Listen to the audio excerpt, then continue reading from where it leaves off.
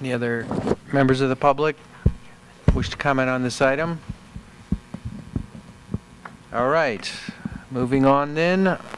Our next item is an ECCL update from Mr. Gallager. Okay, well,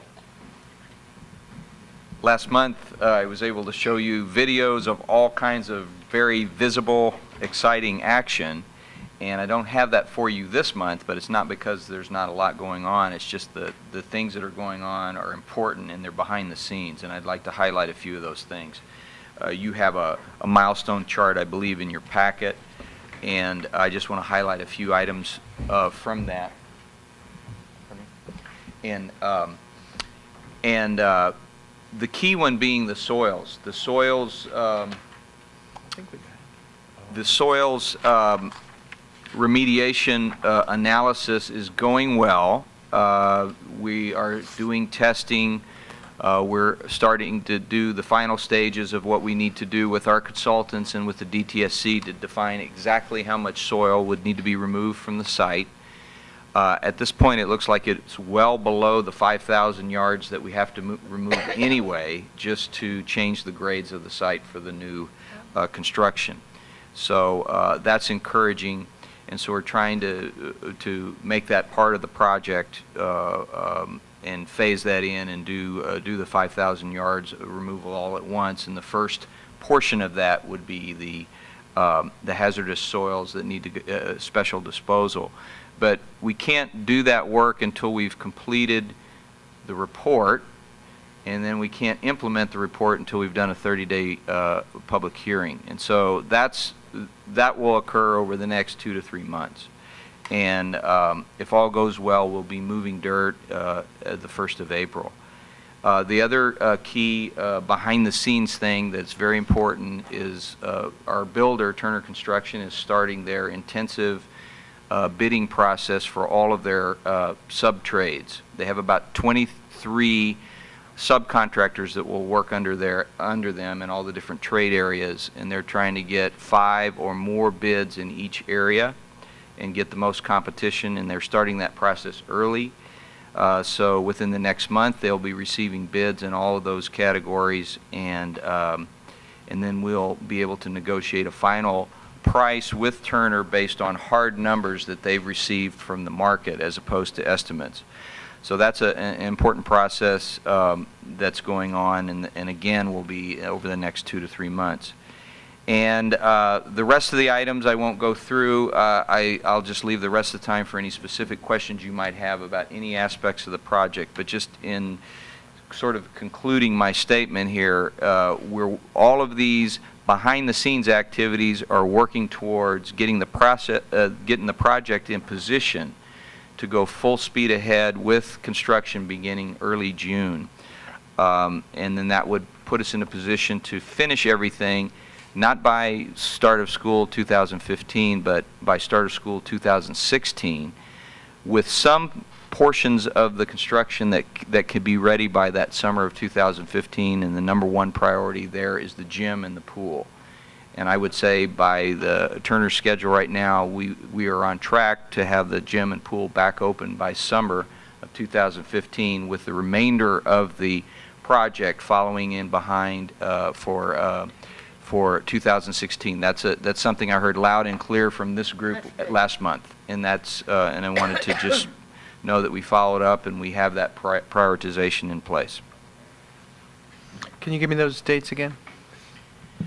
Summer 2015 for the gym pool facility. That's the existing facility that exists, fully remodeled, ready for reopening. That's the priority. And then the complete school facility ready for students by the start of the 2016 school year. 2000, not calendar year, but 16-17 school 16-17 year? school year. And 15 is the gym and the high school? No, just the gym and the pool. Just the gym and the pool. 15. Mm-hmm. I guess I have a question for the school board. There won't be any difficulty in extending the lease over at Santa Fe, I hope. Those discussions have already begun. So there's no hold up there. They're glad to take our money. Yeah. I figured they would be.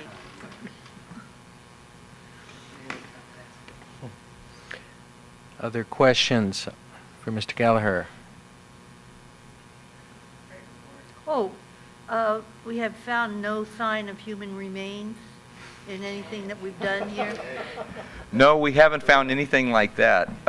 There was some excavation that we're doing in the northeastern corner closest to 53rd and San Pablo, and we're doing a trench that's about 50 feet long and up to 5 feet deep, and we have not found anything in there except for things that you normally find in fill. That's a fill area.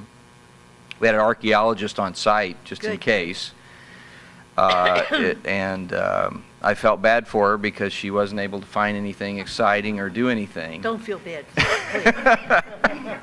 But I guess that's good news. We had PG&E there because the excavation was the last unanswered question about the soils, is some trapped methane in the soils. Not at explosive levels, but something that we need to identify and mitigate before we build a school there. And so we had PG&E out there. They have a new, and you're probably familiar, the city's probably familiar with this, but they have a new fleet of vehicles that have a pole on the top of it that can grab air samples as they're driving around.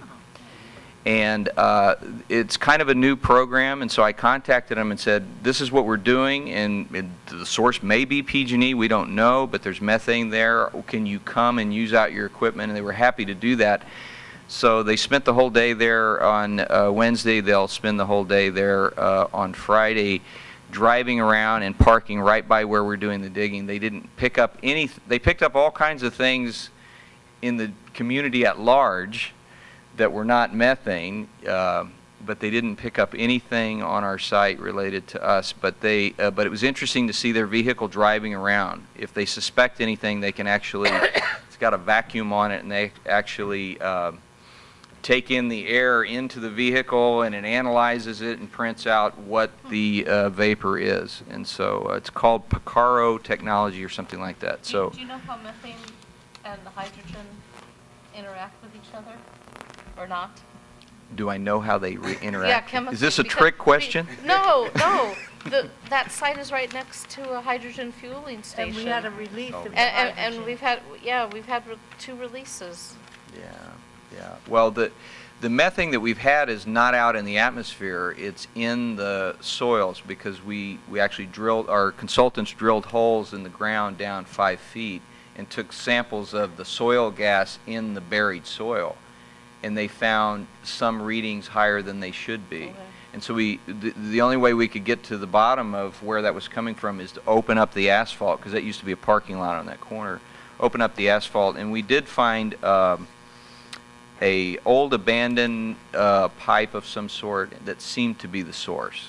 But that we're still going to do some more digging before we conclude that we've removed the source, but we think we have. But the full report of this and everything else that needs to be done to the site will be published probably within the next few weeks, and then that'll go for a 30-day hearing, and at the end of that, or 30-day public review period. At the end of that 30 days, it'll be brought to the board like it was before. We'll receive any comments, public comments, and then respond to those comments, and at that point, following that, the DTSC will hopefully approve the remedial action plan, the RAW, which is basically the instructions we'll give the contractor to start moving dirt. And so we're trying to get to that point by April 1st. Sooner the better. All right. Any public comment? Oh, we have a student comment first, please. I just wanted to say that thank you for that information. We actually had a lot of our students question about the soils under our school site today in class. They were wondering what kind of things were actually found in the soil and toxins. So thank you for the information that the gas was found there. And perhaps you can share with the students, and they can share with their classmates, the results of the soil investigation and the report. Maybe your teachers can use it in a class assignment. It would definitely be useful. All right. Any public comment on this item? All right, thank you, Mr. Gallaher. Our